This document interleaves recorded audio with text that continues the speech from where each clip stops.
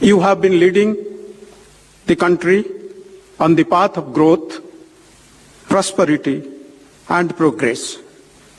Our reforms have a human face and people-centric. When India speaks at the United Nations, it speaks for those who have been left behind. We, the people of India, salute the spirit of Sabka Saath, Sabka Vikas, Sabka Vishwas, and Sabka Prayas. In your words, Prime Minister Sir, I will quote, Sabka Prayas is important for the achievement of all our goals for a new India with cutting-edge innovation and technology, unquote. Now, I invite Honorable Prime Minister Sir to share his thoughts with the august gathering present here in Vigyan Bhavan and all the dignitaries who have been connected virtually. Over to Honorable Prime Minister Sir. नमस्कार। आप सभी को नवरात्रि के पावन पर्व की बहुत बहुत शुभकामनाएं।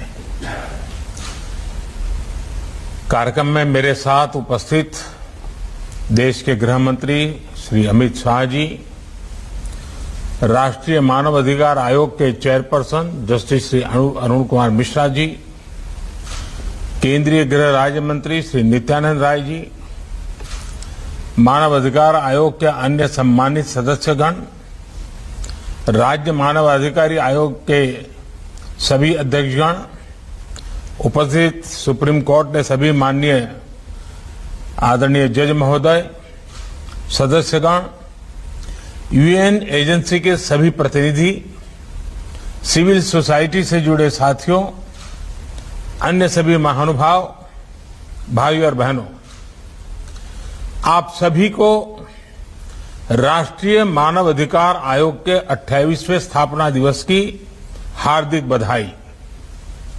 ये आयोजन आज एक ऐसे समय हो रहा है जब हमारा देश अपनी आजादी का अमृत महोत्सव मना रहा है।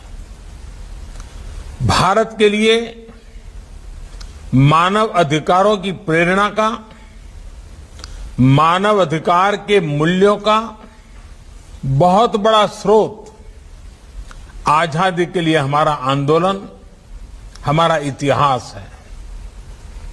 हमने सदियों तक अपने अधिकारों के लिए संघर्ष किया, एक राष्ट्र के रूप में, एक समाज के रूप में अन्याय अत्याचार का प्रतिरोध किया। एक ऐसे समय में जब पूरी दुनिया विश्व युद्ध की हिंसा में झुलस रही थी, भारत ने पूरे विश्व को अधिकार और अहिंसा का मार्ग सुझाया। हमारे पूज्य बापू को देश ही नहीं बल्कि पूरा विश्व मानव अधिकारों और मानवीय मूल्यों के प्रतीक के रूप में देखता है। ये हम सबका सौभाग्य है कि आज अमृत महोत्सव के जरिए हम महात्मा गांधी के उन मूल्यों और आदर्शों को जीने का संकल्प ले रहे हैं। मुझे संतोष है कि राष्ट्रीय मानव अधिकार आयोग भारत के इन नैतिक संकल्पों को ताकत दे रहा है, अपना सहयोग कर रहा है। साथियों, भारत आत्मवत् सर्वभूतेषु के महान आदर्शों को, संस्कारों को लेकर, विचारों को लेकर चलने वाला देश है। आत्मवत् सर्वभूतेषु यानी जैसा मैं हूं वैसे ही सभी मनुष्य हैं। मानव मानव में, जीव जीव में भेद नहीं है। जब हम इस विचार को स्वीकार करते हैं तो हर तरह की खाई भर जाती है। तमाम विविधताओं के बावजूद भारत के जनमानस ने इस विचार को हजारों सालों में जीवंत बनाए रखा। इसलिए सैकड़ों वर्षों की गुलामी के बाद भारत जब आजाद हुआ तो हमारे संविधान द्वारा की गई समानता और मौलिक अधिकारों की घोषणा उतनी ही सहजता से स्वीकार हुई।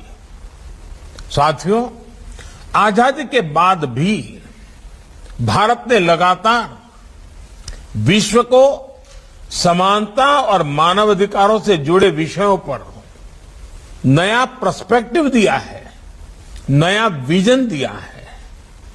बीते दशकों में ऐसे कितने ही अवसर विश्व के सामने आए हैं जब दुनिया भ्रमित हुई है, भटकी है, लेकिन भारत मानव अधिकारों के प्रति हमेशा प्रतिबद्ध रहा है, संवेदनशील रहा है। तमाम चुनौतियों के बाद भी हमारी ये आस्था हमें आश्वस्त करती है कि भारत मानव अधिकारों को सर्वोपरि रखते हुए एक आदर्श समाज के निर्माण का कार्य इसी तरह करता रहेगा। साथियों, आज देश सबका साथ, सबका विकास, सबका विश्वास और सबका प्रयास के मूल मंत्र पर चल रहा है। ये एक तरह से मानव अधिकार को सुनिश्चित करने की ही मूल भावना है। अगर सरकार कोई योजना शुरू करे और उसका लाभ कुछ को मिले, कुछ को ना मिले, तो अधिकार का विषय खड़ा होगा ही।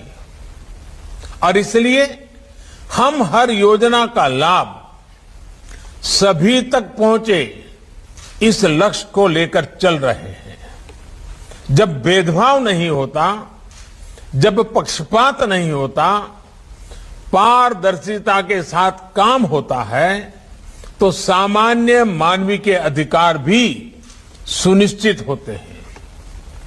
इस 15 अगस्त को देश से बात करते हुए मैंने इस बात पर बल दिया है कि अब हमें मूलभूत सुविधाओं को 100% सैचुरेशन तक लेकर जाना है।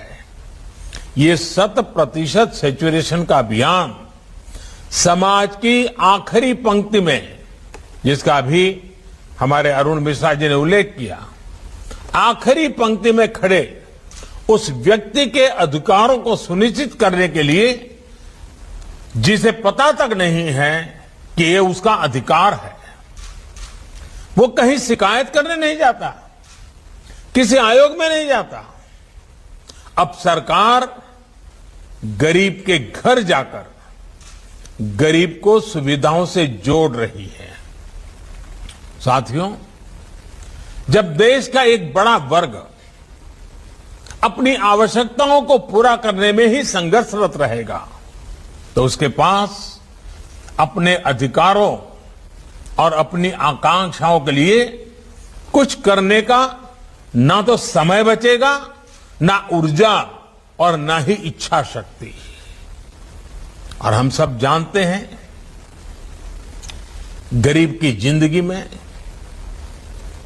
हम अगर बारीकी से देखें तो जरूरत ही उसकी जिंदगी होती है।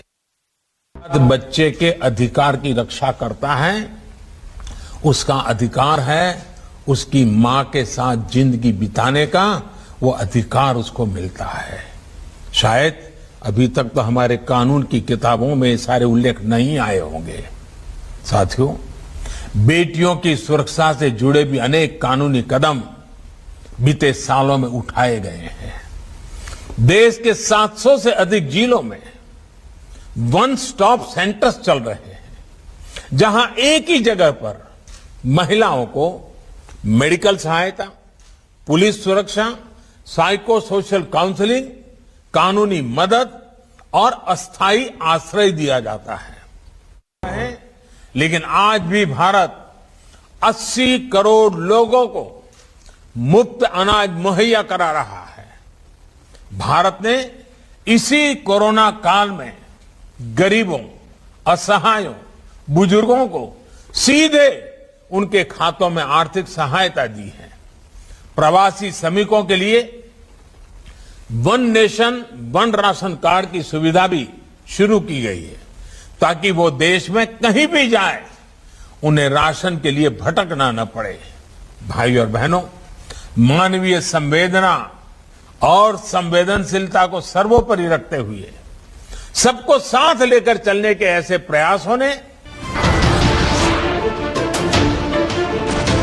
नमस्कार, मैं हूं मानक गुप्ता। अगर आपको हमारा ये वीडियो पसंद आया हो तो इसे लाइक और शेयर जरूर करें, और हां, हमें सब्सक्राइब और फॉलो करना ना भूलें ताकि आप देश और दुनिया की कोई खबर मिस ना करें। तो जुड़े रहिए हमारे साथ और देखते रहिए न्यूज़ 24।